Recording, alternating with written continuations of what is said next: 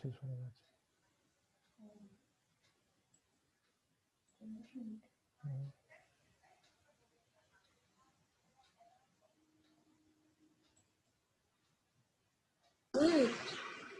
না পেছে তো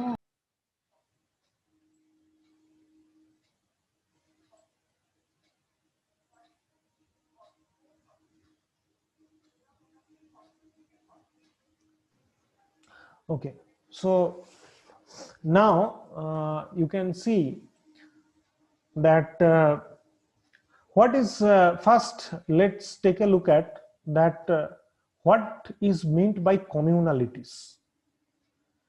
You can see that q1, the first variable, okay, so this has a communality score of 0.418. What does it mean? Communality of variable q01 is 0.418. It means 41.8% of the variance of q1, it is explained by 18 principal components. Okay, suppose the communality score of q02, it is 0.47. okay, what does it mean?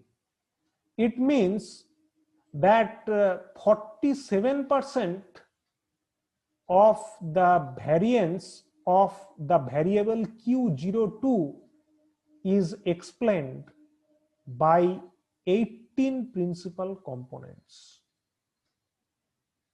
Okay, now you will ask that why we are doing this thing, why we are considering or this communality table. The answer is that here in case of the communality table, you neglect those variables, usually those have less than 0.3 communality score. You delete those variables from your model. Okay, why you delete those variables? Because the principal components or all the principal components, they are very less than 30%, means they are very much incapable to explain the particular variable. Okay, so that's why usually those variables we can neglect or we can drop or we can eliminate from our model. Okay, so that's why these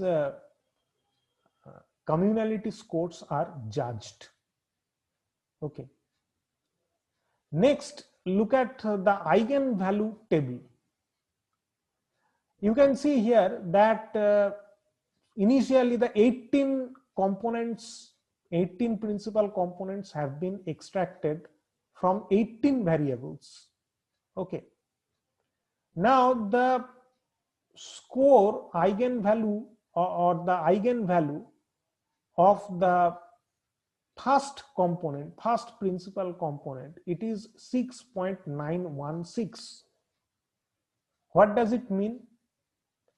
Eigenvalue of principal component 1 is 6.916. It means 38.425% of total variance of the 18 variables is explained by the PC1.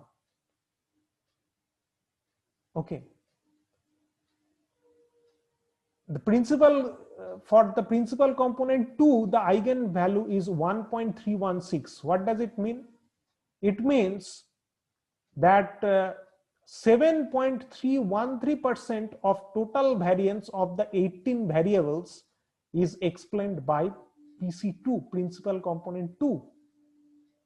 How can you get these values of the percentage of variance? See, if you add all these values, you will get, suppose this is 10.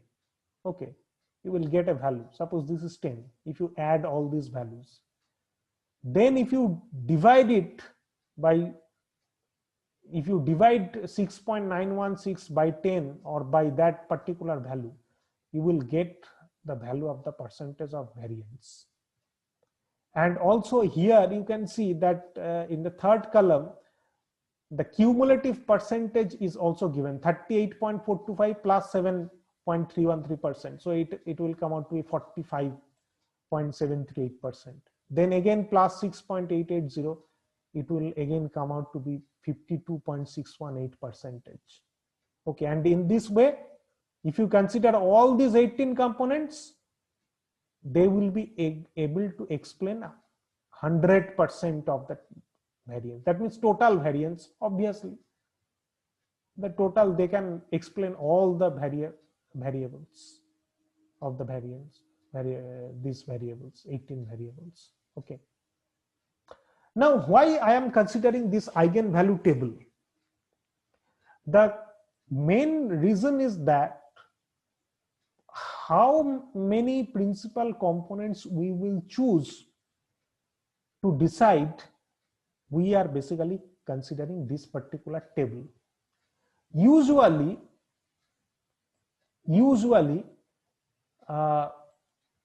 if the value of the principal component it is less than 1, or sometimes some researchers have also suggested that if it is less than 0.7, then those components are actually not considered. Okay, and that's why you can see that in the final case, they have considered the first principal component, they have considered the second principal component, they have considered the third principal component. Okay, but the other rest of the components they have not considered. Why? Because they have the eigenvalue is less than 1. You can see that the fourth principal component, its value is 0.976. So it is less than 1. For fifth, it is 0.83. It is also less than 1.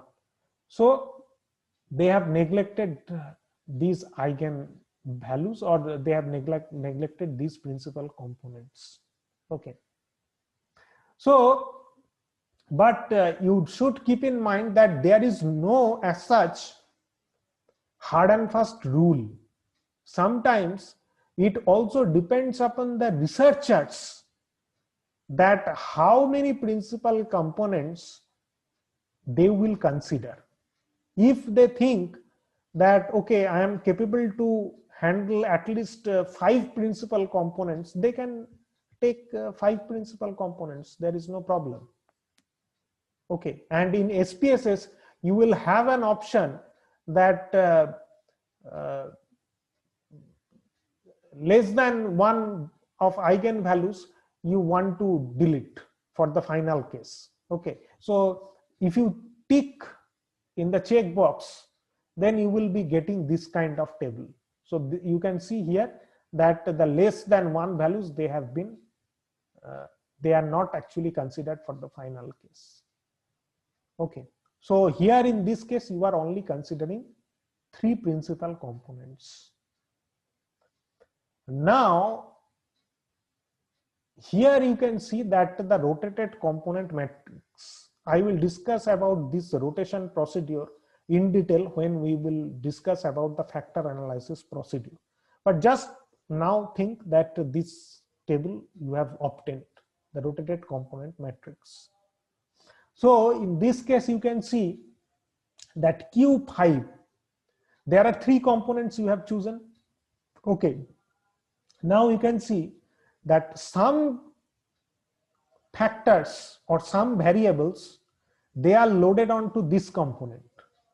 Some variables, they are loaded onto this component. Some variables, they are loaded onto third component. And Q10 is loaded onto 445 and 557 both. but we can consider this 0.557 because it is greater. So we can consider that they are loaded onto this particular component. Okay. So that means what you are doing basically. So in this case, you can see that these are nothing but loading. Okay. So you can see that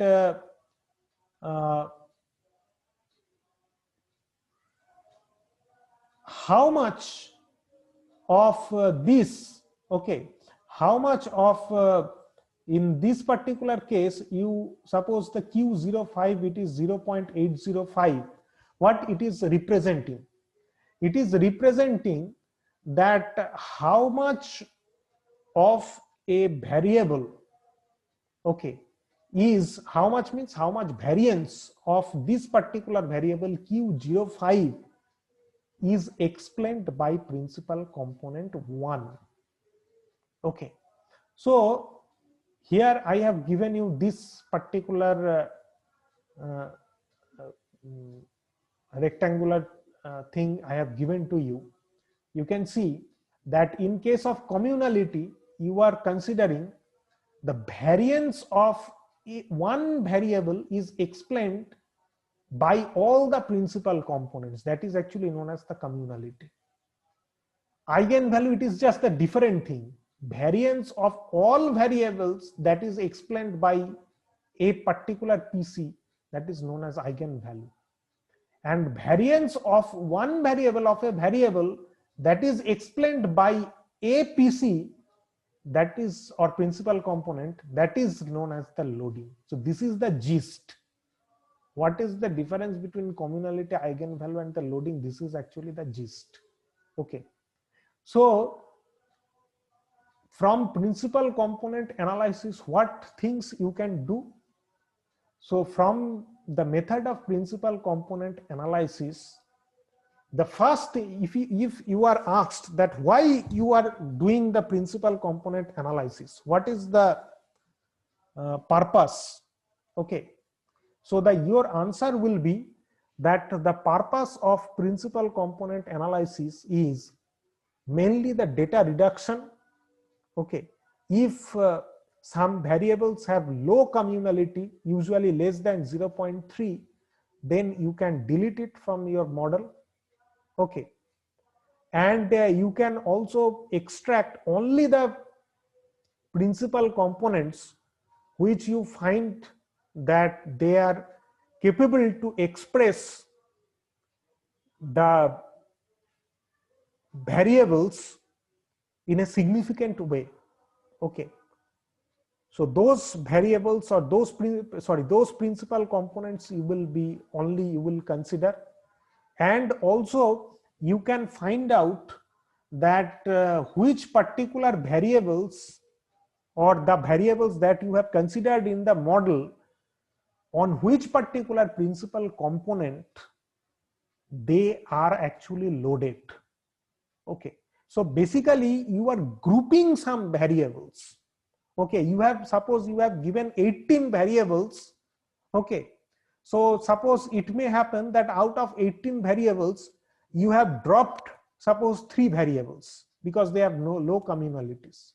Okay, so you will have only 15 variables, and in these 15 variables, which particular variables can be grouped into one particular factor, that you can do or that you can obtain from principal component analysis. So it is basically a grouping technique, and usually it is expected that the similar sort of variables, okay, they may form a group. Okay, it is expected, but in reality it may so happen that the variables, they do not have relations in between, but they have been also formed a group. It can be also seen. Okay, suppose for example, the score in operations research and the score of statistics, if they are grouped, they are two variables, and if they are grouped, or the scores in, suppose, the analytic skill, if these three variables are grouped into one particular component, principal component, then we can understand that these things are basically talking about the analytical skill of a student. So that is meaningful someone. But suppose if it is grouped, like you find that suppose the statistics skill and the literature skill and the managerial skill, they have been grouped into one particular component, then this is not something meaningful.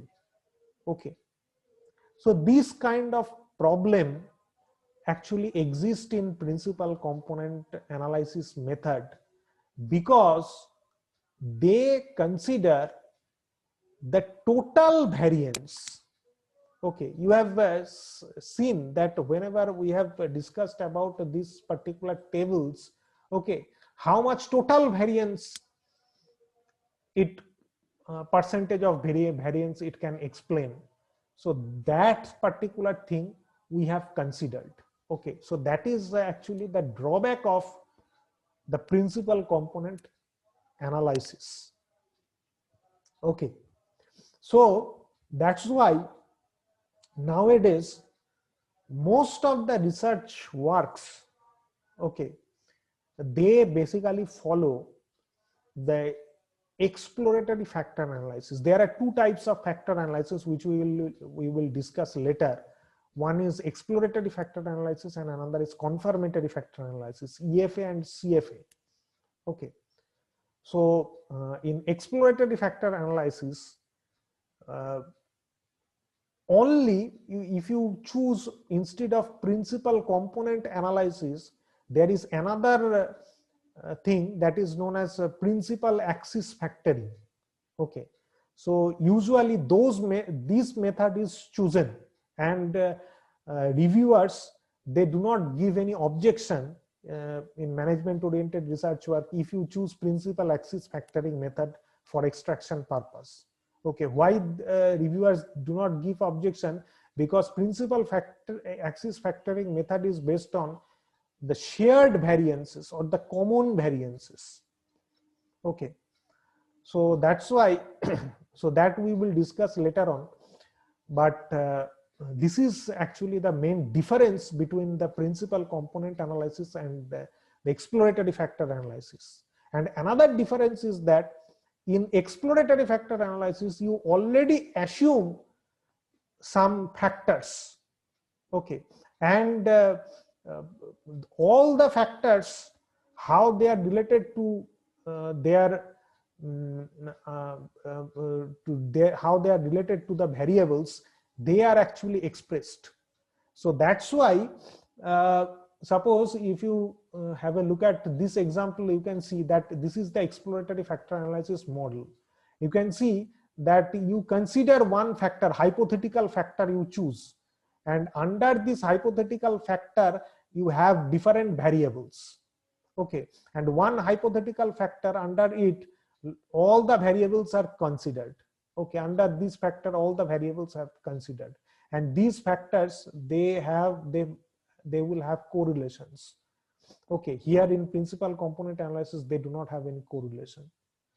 So in this way the exploratory factor analysis model is actually observed or determined. So that's why you can see that the direction of arrow is from the factor to the variable. Okay, we will discuss it in the next class. But in case of principal component analysis, the direction is reverse. Direction is from this side to this side, because some particular variables are actually making some particular component. But it's not like that. In exploratory factor analysis, it's not like that.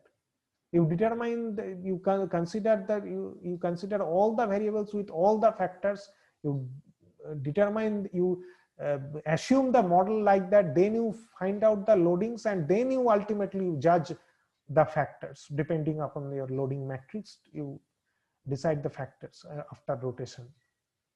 Okay, so that is the main difference between the exploratory factor analysis and the conformant and the principal component analysis. Okay, so now I'm going to stop the recording.